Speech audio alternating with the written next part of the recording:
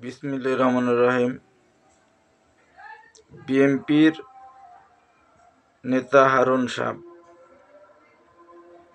ওনার মনের মধ্যে একটা কল্পনা, দেশ নিয়ে একটা ভাবনা চিন্তা থাকতেই পারে, সেটা আছে। উনি দেশকে ভালোবাসে, দেশপ্রেমিক, দেশের একটা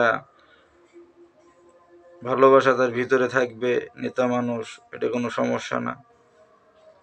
কিন্তু উনি বলছে যে শেখ হাসিনা আইন ব্যবস্থা যেরকম কইরি রাখিছে, মন গড়া আইন যেভাবে উনি কইরি রাখিছে সেইভাবে আইন ব্যবস্থা থাকবে, ওটা লড়চড় করা হবে না বা করা যাবে না, এই মন্তব্য তার। উনি যে বলছে যে শেখ হাসিনার ইচ্ছাকৃতভাবে যেসব আয়নাঘর, যেসব অন্যায় জোর জুলুম করা হয়েছে, এসব আইন বাস্তবায়ন, নিজের মন গড়া কোর্ট বাসী নিজের আইন পাশ করে যেসব কাজ করা হয়েছে, এটা কি সে ঠিক করেছে? সে আইন ব্যবস্থা বাংলাদেশে আবার চলবে বা সেভাবে থাকবে, সেভাবে থাকি তারা আইন ব্যবস্থা রাখতে চায়। এই যে চিন্তা ভাবনাটা আসছে মাথার মধ্যে, এর জন্য কি এত মানুষ যুদ্ধ করি তাকে বিতাড়িত করেছে। এই যে সবাই এক হই ওনাকে যে দেশ থেকে মানে পালায়নি লাগলো, দেশে টিকতে পারলো না, তার এত আইন কারণ, মানুষের নির্যাতন, এত অসহায় মানুষ, এত কিছু মানুষের সহ্য করি যখন পারেনি, তখন তাকে দেশ ছেড়ে পালাতেছে তার মন গড়া আইন কিছু রাখার জন্যে, ইন্ডিয়ার হাত কেড়ি ইন্ডিয়াকে খুশি করার জন্যে এসব কাজগুলা করেছে, আলেমদের বিরুদ্ধে কাজ করেছে। যে অন্যায় করেনি তাকে শাস্তি দিয়েছে, যে অন্যায় করেছে তাকে রিমান্ডে দিয়েছে।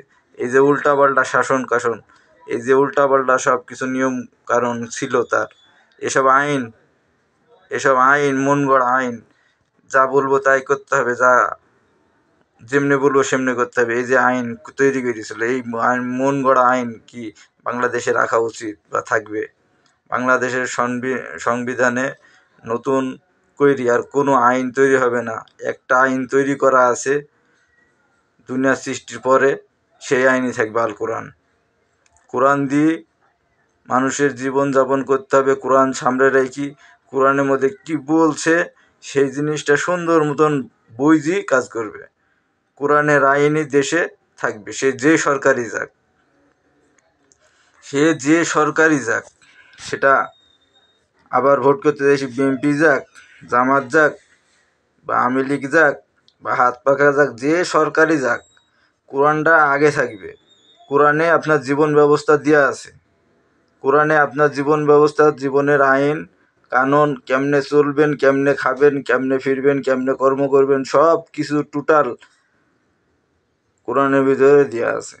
তাহলে সেই জিনিসটাকে ফলো আপ না করি আপনি মন গড়া আইন তৈরি করে আইনি, মদ খাওয়া হারাম না, নাচা গানা করা হারাম না, বাজি ফুটাইনি হারাম না, মানে ঢলাঢলি করা হারাম না, সব পণ্ডিতি কইরি পাশ করে দিতেছেন, আর কোরআন তেলাওয়াত করা হলো হারাম, কোরআন তেলাওয়াত করা হারাম, এরম চিন্তা ভাবনা সেটি যাইতেছেন আপনারা।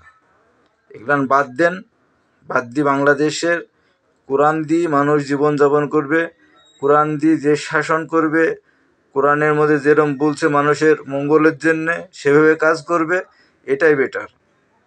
এটাই করার জন্যে এক থাকেন, এটার ব্যবস্থা যেভাবে কাজে লাগে ভালো করা যায় সেভাবে ভাবেন, সেটা না ভাবি শেখ হাসিনাকে মাথায় তুলি লাচার কোনো কারণ নাই, আর ইন্ডিয়াকে সাপোর্ট করার কোনো কারণ নাই জায়গায়।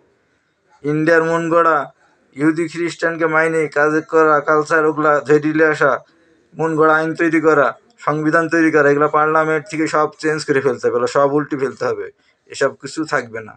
থাকবে শুধু আল কোরআন, কোরআনের আলোকে মানুষের জীবন গড়বে, মিছিল হবে, মিটিং হবে, যেখানে যা হবে মিছিলের ধ্বনি থাকবে আল কোরআনের আলো ঘরে ঘরে জ্বালো, আল কোরআনের আলো ঘরে ঘরে জ্বালো, সবার ঘরে কোরআন থাকবে, কোরআন পড়বে, জীবনযাপন করবে, কোনো কষ্ট থাকবে না। রিক্সাওয়ালারা না খাই মরছে, আপনি পাজারো গাড়ি নিয়ে ঘুরছেন, আপনি আবার কন যে শেখ হাসিনার আইন মানতে হবে। যে অন্যায় করে গেছে, পালিয়ে গেছে, তার তো সবই অন্যায়। ভালো কটা করেছে, ভালো কাজ কয়টা করে গেছে যে তাকে মনে রাখতে হবে? তার আইন ব্যবস্থা চলবে। মানে চুরি করা একটা ফান তৈরি করতেছেন। এভাবে করলে জীবনযাপনটা অত সহজ না। জীবন মানুষ যারা কষ্ট করে গড়ে উঠে, যারা কষ্ট করে ছোটোর থেকে বড় হয়, তার এই জীবনটা কিরম একবার অনুভব করলে এটা জিনিসটা ধরা যায় না। তাই সবাইকে একতা থাকি কোরআন সামনে রেখে কাজ করতে হবে। কোরআন সামনে থাকবে, তারপরে কোনো কাজ। আল্লাহ তাআলা কোরআন প্রতিষ্ঠা করার জন্য সবাইকে রহমত নাজিল করেন।